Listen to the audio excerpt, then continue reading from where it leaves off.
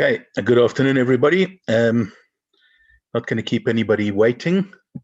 It is just past 1 o'clock, and I was also told, I wasn't sure of the brief, but we should end at 1:30, so we're going to keep hopefully to our time in order to be able to give people the opportunity to have some lunch, I guess. Although you could, when you're on Zoom and you're not showing yourself on the camera, you can do whatever you wish, and nobody would be the wiser. So let's get back to our learning of Pirkei Avos. Remember, we spoke about last week, for those who were here, just the introductory Mishnah, and then we began, and we're starting in earnest from the beginning of the Mishnayot of actual Pirkei Avos, Pirkei Avot, starting with Mishnah 1, and we just discussed the very, very first stanza, which says, Moshe kibel Torah misinai. Moses received the Torah from Sinai. I'd like to unpack that a little bit more, because we did discuss the most important value that we learn from Moshe kibel Torah misinai, Moses receiving the Torah from Sinai, was the value or the ethic of humility. Moshe, Moses, known as the most humble man who ever lived, that's the way the Torah describes him. Sinai being known as a humble mountain. Now, let's just unpack that a little bit more and perhaps understand a little bit deeper the message of this Sinai. If we want to take a real hard look at it, Moshe kibel Torah misinai, we have described before, and I'll tell you again, that actually, technically, that's incorrect. Moshe kibel Torah, Moses received the Torah from God. He received it on Sinai. He received it at Sinai. He didn't receive it really from Sinai. But what we are really trying to say, and just a slight repetition of what we spoke about last week, what we're trying to say is that Moshe kibel Torah, Moses received the Torah from a Sinai attitude. The attitude of Sinai was that it wasn't the most beautiful mountain. It's not the highest mountain, even in that region. It's not the prettiest place. It's not the biggest. It wasn't Everest. It wasn't K2. I don't know what. It wasn't Kilimanjaro. It's not the biggest of the mountains. It is a humble mountain. And in fact, this was in keeping with the humility of Moshe Rabbeinu. And so the first characteristic, the first thing that is emphasized, if you want to be a mensch, that's what Pirkei Avos is about, or if you want access to Torah, you want to know about what the Torah can really teach you, you have to have humility.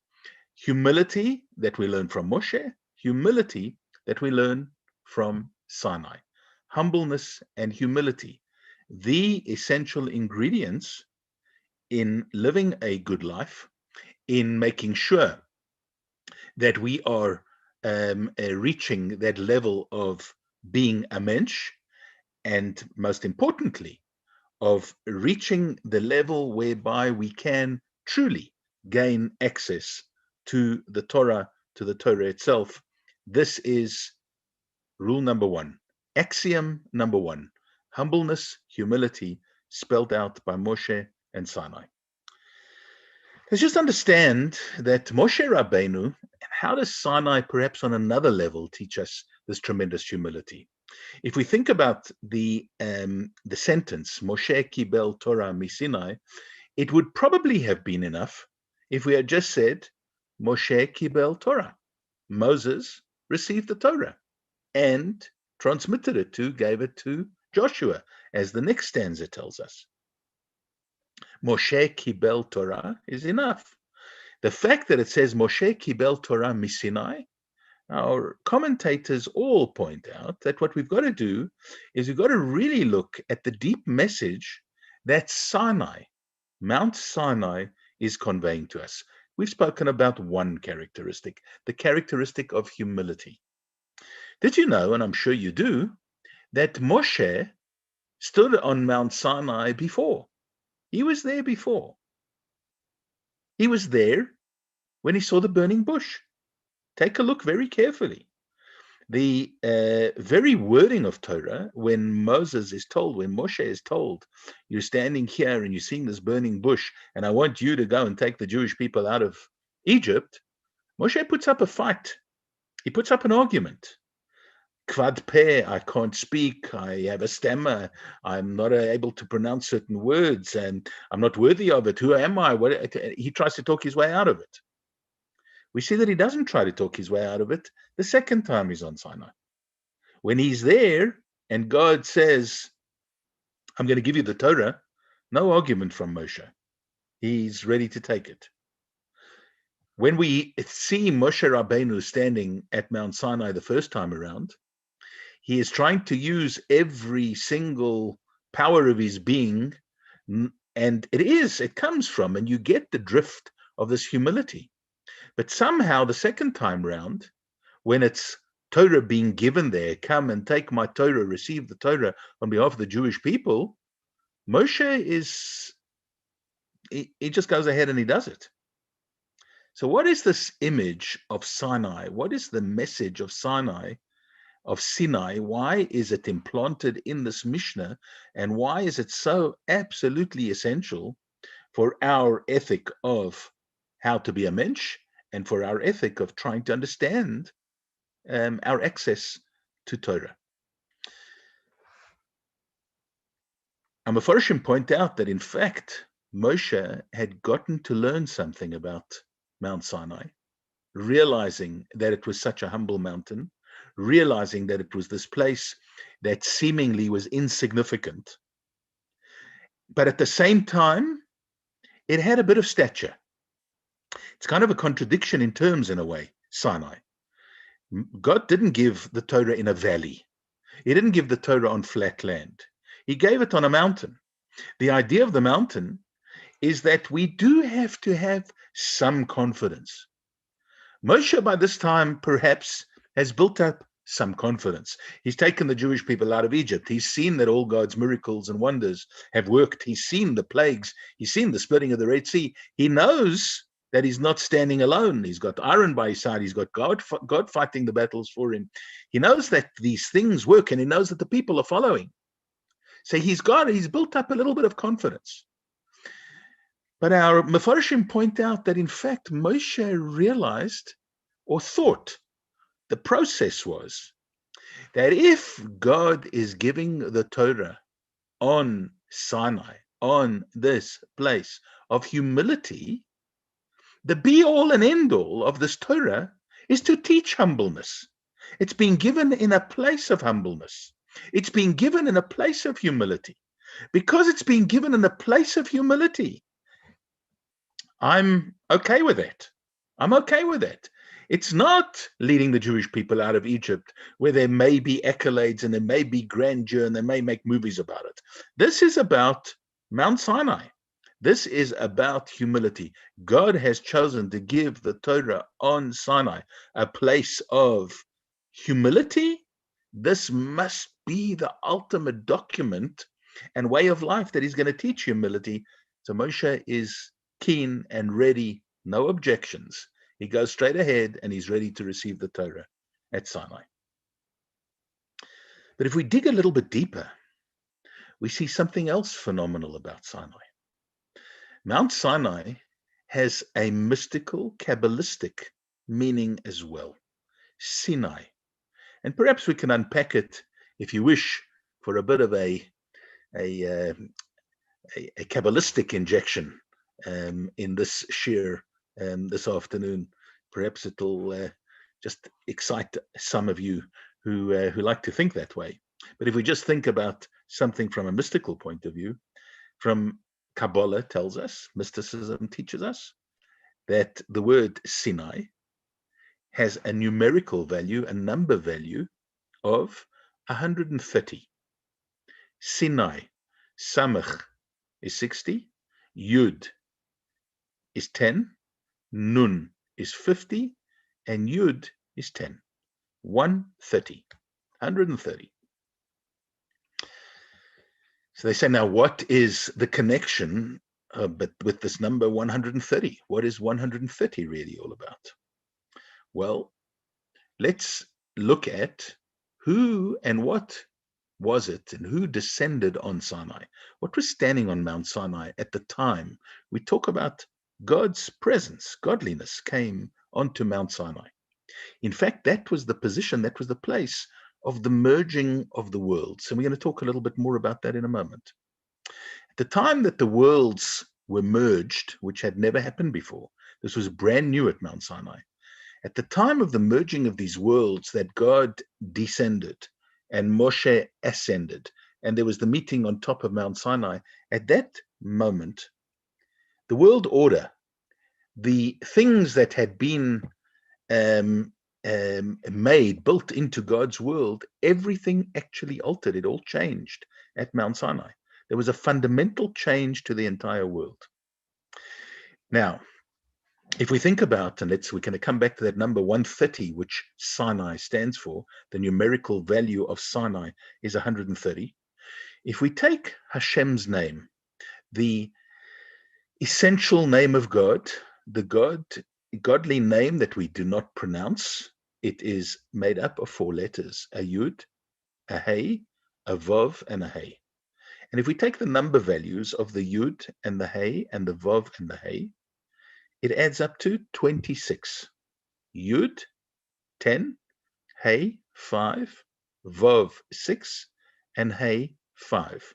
Yud plus Hey plus Vav plus Hey is 26. We talk about the Yud Hey of godliness being the essence of God as it is in the heavenly spheres. The Vav is the way that it's carried down into this world, and the Hey, the way that it is disseminated, the way that it spreads out into everything in the world. Yud and Hey and Vav and Hey is 26. How many times does 26 go into 130? 26 goes into 130 5 times. 5 times 26 is 130. Certainly the last time I looked at anything mathematical when I was in high school, I think that adds up. 26 times 5 is 130. Now, Kabbalah tells us, mysticism tells us, that everything in the world, God's power of creation, we know is through his speech and breathing into man the breath of life. But, oh, wow, this is, I'm not sure that I'm doing this right. Sorry, they left me in charge here, which is a bad thing to do. And I've got to admit people, and I hope I'm getting it right. Somebody in the waiting room, admit. I hope I'm doing it correctly. I hope you guys are in. Okay. Looks right. Good. So when we take the elements that God utilized, or that everything is made up of, now this is not just in Jewish teaching. It comes from Greek thinking as well, I suppose. Anybody and everybody, we've spoken about, or we speak about 4 elements. There are 4 elements that the world is made up of. And what are those 4 elements? We know them: earth, wind, fire, and water. Well, when we talk about earth, what we really are talking about is things that are solid. When we talk about water, we're talking about things that are liquid. When we talk about fire, we're talking about energy. And when we're talking about wind, we are talking about vapor or gas, right? So we've got these 4 elements, earth, wind, fire, and water, which make up the world. What God did for us at Mount Sinai, and this perhaps is what Pirkei Avos wants us to think about by mentioning that word Sinai, is God put the essence of God, his essence, into everything. You know, there's a famous story about what happened at Mount Sinai, in that it says that there was a kol gadol v'lo yosef. There was a godly, a huge voice, and there was nothing extra. What does it mean there was nothing extra? So many interpret it as meaning there was no echo. Now, it stands to reason that when you had these mountains and valleys and so on, and the booming sound of God's voice at Mount Sinai, there should have been an echo, But there wasn't an echo. There wasn't an echo. Torah points out that everything actually was absorbed. When there's no echo, it means that you've got something soft and spongy on the walls to absorb the sound. If you've ever been to a soundproof booth and so on, when you want to soundproof something, you make it soft. When it's soft and pliable, it absorbs the sound. This is exactly what happened at Mount Sinai. The world that should have just put up a harsh barrier and seen to everything being reflected and bouncing back, that didn't happen. It wasn't like that. The world absorbed everything. So godliness was absorbed into all the elements of creation. This, says Kabbalah, is the meaning of this 5 times 26. Godliness was absorbed into earth, and it was absorbed into wind, and it was absorbed into fire, and it was absorbed into water, and it was absorbed into the spiritual worlds and the spiritual realms. This is how godliness permeated everything at Sinai. The Torah tells us, take a look. We're talking here perhaps primarily about the handing over of the oral tradition, of oral law, not necessarily of the actual written law. The written law could perhaps have been given over in the form of the Torah, handed over from one to the next in a way of safekeeping. This was actually given from Moshe to Joshua, to Yeshua, and we'll talk about that in a moment. But this was given in a way of not only a safekeeping, but because safekeeping perhaps means keep it locked up and don't do anything with it. It wasn't just given in a way of safekeeping. It was given to Moshe, and Moshe handed it over in a way of Masoret. We talk about it, the fact that it was Masorah liyeshua. It was handed over in a way of keeping, of looking after, treasuring, protecting, but keeping the Torah. And this is the only way that the Torah can actually permeate everything. Torah had to permeate everything.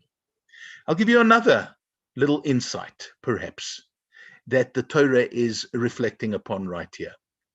And that is Moshe Kibel Torah Misinai. Moses received the Torah from Sinai. We know that there was an argument that the Talmud, the Gemara, expounds upon, that the angels up in Shamayim, the angels in heaven, were objecting. They objected to Moshe coming into the heavenly realm and taking this prized gift. And they said to God, they challenged it. The Talmud tells us the story. They challenged God. Why and how can you give the Torah to a man? And Moshe defends it. And he says, you know what? Man has something unique and something different. Angels can't have kibud avaim. They can't have respect for parents. We have parents. Clearly, the Torah was for us. Angels do not have the temptation to worship other gods. We do. And this is how he actually won the Torah for the Jewish people, for it to be brought down to earth. And our sages point out, and Chassidus explains, and the Rebbe goes to great lengths to explain, that what Moshe was proving to the angels, to the Malachim, was that Torah has to be done in a practical way, in a practical fashion. Now, if you take a look at the written Torah, you look at Torah as it's written, it's not always that practical. And this is what we're talking about here in Pirkei Avos. Moshe Kibel Torah Misinai, we are reminded of the fact that it was Moses who received the Torah from Sinai. It was done in a way of humility, and it was only given to Moshe for Am Yisrael, for the Jewish people, and for its dissemination into the entire world, for it to be kept, in other words, not just in a safekeeping, but for it to be observed, for every part of Torah to be integrated into every dimension and aspect of life. This is why the Torah was given to us in the first place. Moshe justified on Sinai, receiving the Torah to the angels. He had to justify to the Malachim, he had to justify to the angels that he would be able to get it. He had to justify it and keep it and make sure that they understood and that everybody understood that Torah had to be observed, it had to be kept, and this was the only way that it could be integrated and flow through every one of those elements that we referred to before, the earth, the wind, the fire, and the water, the way that it was integrated into the entire world This is the only way the Torah can be kept. By the way, the Rebbe and many others have waxed lyrical, have spoken at length about the idea of the way the Torah is taught. It has to be taught by people who are observant of Torah. It has to be taught in a way whereby it is lived. They've got to see the practicality of it. It's got to be integrated into life, because otherwise it just becomes something that is on the level of the angels. And we've often spoken about the fact that we're not angels, and the fact that we're not angels is dafka why we have the Torah. It challenges us. It works with our Yetzer Hara. It gives us the ability to overcome the things of the world around us. And this is Moshe Kibel Torah Misinai. Moses received the Torah from Sinai. Now Moshe hands it over, as we said before, to Yehoshua. Mesora Yehoshua. He hands it over to Joshua. Who was Joshua? What do we know Joshua for? We know Yeshua for being Moses' successor. He was the one who actually led the Jewish people into Israel. He's the one who takes them across the Jordan. He's perhaps even well known for fighting battles. He was a leader in war. Moshe also fought some wars. Remember that too. The real finer character of Yehoshua, of Joshua, is spelled out by Torah at the time that Moshe is up the mountain receiving the Torah. What does it say about Joshua? What does it say about Joshua? Interesting statement where the Torah says Joshua never moved from the tent. Joshua stayed. Can you imagine? For 40 days and 40 nights. Yes, we've always praised Moshe Rabbeinu. We've praised Moses for the fact that he was up on the mountain for 40 days and 40 nights. He didn't eat, he didn't drink. He was completely caught up and completely involved in godliness and in receiving the Torah. That was Moshe. Where was Joshua? Where was Yeshua? Well, he wasn't allowed up the mountain. But he never ever moved from the tent. He stayed in the tent. What does that mean? Yeshua was the epitome of a chassid. He was the epitome of Moshe's servant. He was Moshe's right-hand man, but he was the person who was absolutely, totally, and completely dedicated to Moshe, dedicated to the Torah, dedicated to the purpose. He taught this image of absolute dedication, commitment, complete commitment, not half-baked, not just sometimes, not just when it suited him. Yeshua is the fine demonstration of absolute total dedication and commitment. And so perhaps in this message of Moshe passing the Torah over, or giving the Torah over for keeps, he was giving it to Joshua. The idea of Joshua, of Yeshua, is the absolute epitome of dedication. And if you want to know something, you want to get to Torah, or you want to work on your own menschlichkeit. Remember, we said the learning of Pirkei Avos is about learning the finer things of how to be a mensch. One of the other characteristics that we need is dedication. There needs to be commitment. We can't say, well, you know what, I'm going to be a mensch some of the time. I'm going to be a mensch when I'm at home, but I'm not going to be a mensch when I'm at the office. I'm going to be a mensch when I'm in a shul environment, but I'm not going to be a mensch when I'm in a personal environment. No, total commitment, complete and absolute commitment. This was Yeshua. And by the way, it says that for our Torah learning as well.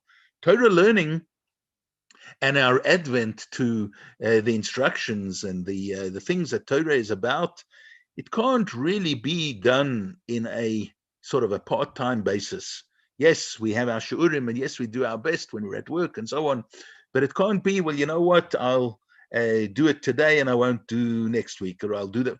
there needs to be commitment. One of the things I think that we perhaps battle with the most is this concept of commitment to a lot of things. Yeshua teaches us absolute dedication and commitment, and Yeshua, perhaps let's add another dimension to Joshua. Yeshua is completely and totally focused. He is focused. He doesn't move from that tent. There's nothing else that's going to distract him. He's not pulled aside by what's going on in the camp. He's not pulled aside by the rumblings of the mountain. He's not pulled aside by his own ego in any way. Yeshua is absolutely focused, complete and absolute commitment and absolute focus. The Mishnah goes on and it says, Yeshua lizakanim. Joshua handed it over. He gave it as a safekeeping to the elders. Now, what are elders? In the way that we think, we usually think of elders as being old people. People, with gray beards, with white hair, old people. That's not the only meaning of elders. That is a simple meaning of elders. And yes, we've got to take the simple part of it. And we've got to say, you know what? Judaism means that we've got to have respect for elders. Yes, it's very, very true. And we need to have respect for people who are not only older than us, but we've also got to respect the old values. We sometimes wash them away. Modern thinking is, what they stood for in the past, it's out the door, it's gone, it's old-fashioned. Now we're living in a modern world, things are different, and you've got to do things differently. That is a very simple, perhaps, interpretation of what Zakanim represent. Torah tells us something fascinating about a zokain. What is a zakain? Zakain is translated as an old person. But it doesn't say that. It says a zakain is ze shekona chokhmah. In other words, ze shekona, which means that one or this one who has acquired. Acquired. What is an acquisition? What is it that we've acquired? What do we acquire? So do we buy our wisdom? Do you buy wisdom? Can you buy it? You can't purchase wisdom. You can purchase books, but that doesn't make you clever. Shekona means you've acquired it through hard work. It's been acquired. They talk in Torah about people who were very young, who acquired the status of being an elder. We read about it at the Pesach Seder. We've heard about it many, many times about young people. We read about the various rebbes who were extremely young, but they had this incredible, incredible wisdom. Where did it come from? It wasn't just that it popped into their heads. It wasn't just something natural. They labored at it. People have come out with modern findings that, if you want to really be good at something, you've got to spend, they talk about 10,000 hours. I think was the benchmark of some modern findings of if you want to really be good at something. Torah says zakain means zeh shekona. We need not only the application of humility. We need not only the application of a dedication and a focus, but we need that application of toil, of laboring hard. Zeh shekona. This is what zakain means. It means people, you need to work hard at the learning of Torah. It's not something that is going to come naturally. And the same way, we need to work hard at being a mensch. Some people have the elements from our upbringing and so on a little bit better than others. But for the most of us, being a mensch takes work. We've got this continual biting from the Yetzer Hara that is trying to distract us and get us off focus and trying to get us off track and trying to lead us up the garden path, so to speak. We need to work at it. Working at it is the image of the zakain, of zeh shekona. We need to work at it. We need to acquire it. It will be something that will come through day by day and month by month and week by week and year by year, acquisition, until we eventually reach the level where we can be called not only a zakain, but we can be called a mensch, where we can be called a decent Jew, and where we have another dimension to the advent to Torah. As we said at the beginning, we're going to be stopping at 1:30. It's a half-hour shir, as I have been briefed. And so thank you for joining me today. We look forward to having you back again next week, where we'll continue with the Nevi'im and the Anshe Knesses Hagdola, and hopefully be able next week to sum up Mishnah number 1 of Pirkei Avos. Take care, and thank you for being with me.